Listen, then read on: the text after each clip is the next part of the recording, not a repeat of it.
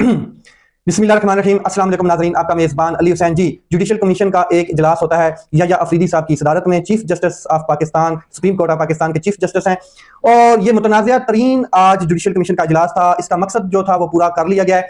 ये मुतनाज़ा तरीन judicial commission का इजलास खत्म भी हो चुका है। जो 6 जजेस हैं उनकी मंजूरी दी गई है। 6 ऐसे जजेस हैं जिनकी सुप्रीम कोर्ट ऑफ पाकिस्तान के जजेस के तौर पर मंजूरी दी गई है। नंबर 1 है जनाब जस्टिस आमिर फारूक, जो chief justice Islamabad high court हैं। उनको अब लाया गया है सुप्रीम कोर्ट ऑफ पाकिस्तान में। उन्होंने जो कमाल किया है, जिस तरीके से उन्होंने खिदमत की है, उनको अब सुप्रीम कोर्ट ऑफ पाकिस्तान का जज जो है उसको बना दिया गया, मंजूरी दे दी गई है। इसके अलावा शफी सिद्दीकी साहब हैं और सलाहुद्दीन पन्नौर साहब हैं। ये सिंध हाई कोर्ट से लाए गए 2 जजेस। इनमें से एक chief justice Sindh High Court है। फिर बलोचिस्तान हाई कोर्ट के जो जज हैं उनको भी मैं जिक्र करता चलूं तो वो हैं chief justice Balochistan high court Hashim Kakar sahab. इसके अलावा इश्तियाक इब्राहिम, ये chief justice Peshawar high court हैं और साथ में शकीर खान पेशावर हाई कोर्ट के जज हैं। इन 6 जजेस को पाकिस्तान की सुप्रीम कोर्ट ऑफ पाकिस्तान में लाया गया है और ये 6 जजेस की जो तकर्री है इसके हवाले से आज जुडिशल कमीशन का इजलास बुलाया गया था। जो इस्लामाबाद हाई कोर्ट के अब कायम मकाम चीफ जस्टिस हैं वो हैं जस्टिस गुल हसन औरंगजेब साहब। ये सारा जो मार्का सर अंजाम दिया गया है ये या अफरीदी साहब और उस टाइम जो इजलास में लोग मौजूद थे, जो कमेटी बैठी हुई थी, उन्होंने ये फैसला किया है। वैसे तो 8 जजेस की मंजूरी दी जानी थी, 25 जजेस के नाम जेर गौर थे, लेकिन 6 जजेस को सुप्रीम कोर्ट ऑफ पाकिस्तान के लिए सिलेक्ट किया गया है और 6 जजेस के नाम की मंजूरी दे दी गई है। अब जाहिर है वो जल्दी एक आध दिन में या 2 दिन में वो सुप्रीम कोर्ट ऑफ पाकिस्तान में उनके चैम्बर्स लग जाएंगे और वो बैठे होंगे, केसेस उनके सामने लग जाएंगे। यानी कि अब जो सुप्रीम कोर्ट ऑफ पाकिस्तान के जजेस की तादाद हो गई है, पहले थे 13 जजेस और अब 6 लाए गए हैं। ये 19 जजेस जो हैं वो सुप्रीम कोर्ट ऑफ पाकिस्तान में इस टाइम मौजूद हैं। मैं आपको एक बात क्लियर कर दूं, आज वकला ने बहुत क्लियर कट मैसेज दिया है, एक बहुत बड़ा एहतजाज भी किया वकला ने। लेकिन जब ये जुडिशल कमीशन का इजलास बैठा तो जुडिशल कमीशन के इजलास के अंदर जैसे ही डिस्कशन शुरू होती है तो इसमें जस्टिस मुनीब अख्तर साहब और जस्टिस मंसूर अली शाह साहब 2 सीनियर तरीन जज हैं और जस्टिस या अफरीदी साहब से तो बहुत ज्यादा सीनियर हैं। इन दोनों जजेस ने क्लियर कहा कि हमने आपको एक लेटर भी लिखा है और उस लेटर में हमने ये बात लिखी है, कैटेगोरिकल लिखी है कि जब तक सीनियरिटी का मामला क्लियर नहीं हो जाता, जो इस्लामाबाद हाई कोर्ट के जजेस हैं उनकी सीनियरिटी का मामला क्लियर नहीं हो जाता कि कौन सीनियर है और कौन जूनियर है, एक चीज। और दूसरा 26वीं आईनी तरमीम जो इसकी दरखास्तें जेर समात है, मतलब कि अभी तक उनको मुकर्रर नहीं किया गया है और उनके ऊपर जब तक फैसला नहीं हो जाता, फुल कोर्ट नहीं बना दी जाती, तब तक इस इजलास को मौखर कर देना चाहिए। तो या अफरीदी साहब ने इस चीज से इनकार किया। जाहिर है वो जिस एजेंडे के तहत, जिस प्रोग्राम के तहत chief justice Islamabad high court को लाना चाहते थे, आमिर फारूक साहब को लाना चाहते थे, और जिस तरीके से वो अपनी हम ख्याल लोगों की लिस्ट जो है वो लाकर सुप्रीम कोर्ट ऑफ पाकिस्तान में अपने लोग मुकर्रर करना चाहते थे, और ताकतवर जो ये काम करवा रहा है, जो भरी जा रही है कोर्ट्स अदालतों को भरा जा रहा है अपने लोगों को लाकर, ये मकसद पूरा करना बहुत जरूरी था। तो जस्टिस मंसूर अली शाह साहब और जस्टिस मुनीब अख्तर ने बाइकाट किया इस जुडिशल कमीशन के इजलास का। तो बैरिस्टर गौर अली वहां पर मौजूद थे और साथ में बैरिस्टर अली जफर साहब पाकिस्तान तहरीक इंसाफ से हैं। तो इन्होंने भी जस्टिस मंसूर अली शाह की जो मौकफ है उसकी साथ हमायत की और उठ के चले गए, बाइकाट किया।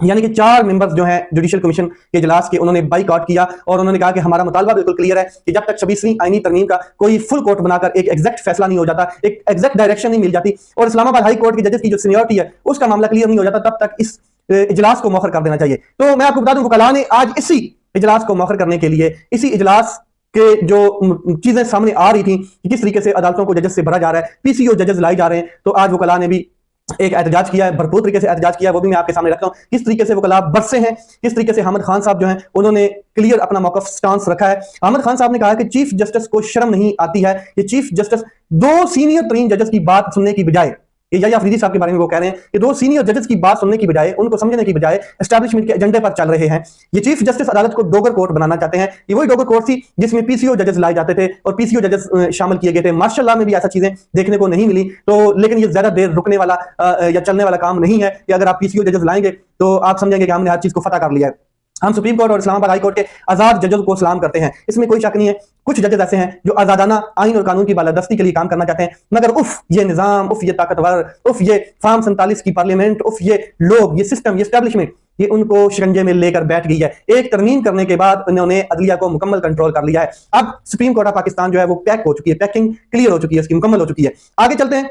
लोग कहते हैं कि वकला की तारीख नहीं उठती, तारीखें जो हैं ऐसे नहीं उठती हैं। यही है वक्त है, यही है टाइम है, और तारीख 26 काली तरमीम जो है, काली भेड़ों वाली तरमीम, इसको खत्म करने तक रुकेगी नहीं। ये भी जो आबद जुबैरी साहब हैं उन्होंने डिक्लेयर किया। साथ में कहा कि 26वीं आईनी तरमीम मार्शल लॉ के दौर में पीसीओ जजेस के दरमियान इन दोनों चीजों में कोई फर्क नहीं रहा। जो उस टाइम जजेस लाए जाते थे वो पीसीओ जजेस होते थे, मार्शल लॉ के दौर में लाए जाते थे। अब 26वीं आईनी तरमीम करके सेम चीज की गई है ताकि हम आइन के कानून को धज्जियां उड़ा के और हम कानून के मुताबिक करें। काम वही हो रहा है, सिर्फ कानून का सहारा लिया गया थोड़ा सा। और ये भी जो 26वीं आईनी तरमीम है इंशाल्लाह ये भी वापस आएगी, रिवर्स होगी, और इन सब का वही हाल होगा जो मार्शल लॉ के बाद पीसीओ जजेस का होता है, ये वही होगा, क्योंकि ये सारी चीजें रिवर्स होंगी। आगे उन्होंने कहा है कि जी हमारा मुतालबा जुडिशियल कमीशन ऑफ पाकिस्तान का जो इजलास है उसको मौखर करना, उसको मुलतवी करना, और 26वीं आईनी तरमीम के खिलाफ फुल कोर्ट इजलास बुलाया जाए ताकि चीजों को क्लियर किया जाए। हम शराय दस्तूर पर दस्तूर की बात नहीं करने दी जा रही हमको, हम शराय दस्तूर पे दस्तूर की बात करने आए हैं, मगर हमें दस्तूर आइन कानून की बात नहीं करने दी जा रही। इसके साथ हामिद खान साहब ने और बड़ा क्लियर स्टांस लिया, बड़ा सख्त अल्फाज उन्होंने इस्तेमाल किए कि काजी फायज ईसा शैतान नुमा चीफ जस्टिस था, वो सहूलतकार था। जब 26वीं आईनी तरमीम का जो जहर है आइन से निकाल नहीं देते हम तब तक हम जदोजहद जारी रखेंगे। और ये जो 26वीं आईनी तरमीम है ये काजी फायज ईसा साहब के दौर में लाई गई, और जनाब ने कुछ नहीं किया। जनाब ने दरखास्तों के ऊपर ऐसे एक्सक्यूज में ऐसे बैठे रहे जैसे ऊपर अंडे देने हैं। जैसे इमरान खान साहब की तमाम पिटीशंस जब लगती थी इस्लामाबाद हाई कोर्ट में, तो जस्टिस आमिर फारूक जो हैं वो उनके ऊपर बैठ जाते थे, किसी और जज के सामने भी उनको पुट नहीं करते थे, खुद बैठ जाते थे। तो उन्होंने कहा कि शैतान नुमा जज काजी फायज ईसा था जिसने 63 का मुकदमा लगाकर जो हॉर्स ट्रेडिंग है उसका रास्ता खोला और एस्टैब्लिशमेंट और इनके हवारियों के साथ मिलकर आइन और कानून को रोंद के रख दिया। तो ये जनाब शैतान नुमा जज चीफ जस्टिस काजी फायज ईसा साहब को खराज तहसीन पेश किया गया आमिर खान साहब की जानब से। आज इस्लामाबाद में अच्छा खासा गर्मा गर्मी थी। इस्लामाबाद के जजेस जो हैं वो उनको अब जो एक खास किस्म का प्रोटोकॉल मिलेगा सुप्रीम कोर्ट ऑफ पाकिस्तान में, और इस्लामाबाद से सिर्फ एक ही जज को लेकर जाया जा रहा है और वो है चीफ जस्टिस आमिर फारूक साहब। बाकी जो है वो एक सिंध हाई कोर्ट से एक 2 जजेस जो है वो पेशावर हाई कोर्ट से, इस तरीके से जजेस लाए जा रहे हैं और 6 जजेस की मंजूरी दे दी गई है। अब मैं आपको एक चीज क्लियर कर दूं कि जो हदफ ताकतवर, जो हदफ ये हुकूमत, जो हदफ एस्टैब्लिशमेंट अपना मनवाना चाहती है, जो पूरा करना चाहती है, वो अब जो नए जजेस आ रहे हैं उनके सामने वो केसेस लगाएंगे और अपने हदफ क्लियर करेंगे, पूरे हदफ क्लियर किए जाएंगे। और मैं आपको एक और चीज क्लियर कर दूं कि यहां पर निजाम रौंद दिया गया है। एस्टैब्लिशमेंट ने हर चीज कानून की सहारा लेते हुए, हालांकि कानून एक्चुअल में आइन की धज्जियां उड़ा के रख दी हैं, सहारा लेते हुए उसकी बैसाखी को पकड़ के एक ऐसा मार्शल लॉ लगाया है जिसके ऊपर तमाम इदारे कंट्रोल कर लिए गए हैं। कोई ऐसा इदारा नहीं रह गया जिसमें अपनी भेड़ें डाल नहीं दी गई, जिसमें अपने लोग शामिल नहीं कर लिए गए। तमाम इदारों में अपने लोग शामिल कर दिए गए और ये बहुत बुरा टाइम चल रहा है इस टाइम। ये जो अदलिया इंसाफ को रौंदा गया ना, ये तारीख में पहले कभी नहीं सुनने को मिलता। 3 मार्शल लॉ हमने देखे हैं और तीनों मार्शल लॉ में ये चीजें पहले कभी नहीं देखी गई हैं कि इस तरीके से अदलिया के साथ भोंडे तरीके से उनको कंट्रोल किया।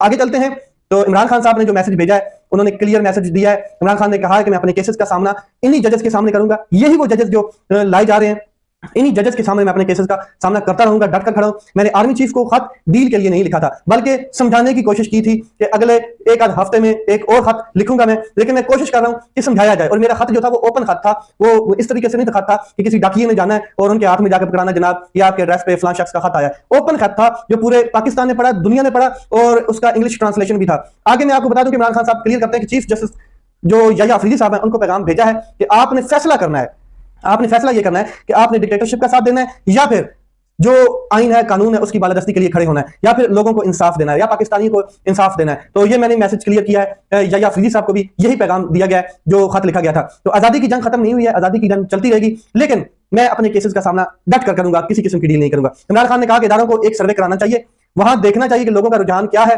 लोगों का रुझान मुस्बत नहीं, मैंने खुला खत लिखा और नजरसानी किए बगैर, ये जो निजाम है इसके ऊपर नजरसानी के बगैर ये मुल्क आगे नहीं चल सकता है। Clear categorical message. Let's see मामला किस तरफ जाते हैं। अपना ख्याल रखें, अपने भाई के चैनल का ख्याल रखें। पाकिस्तान जिंदाबाद।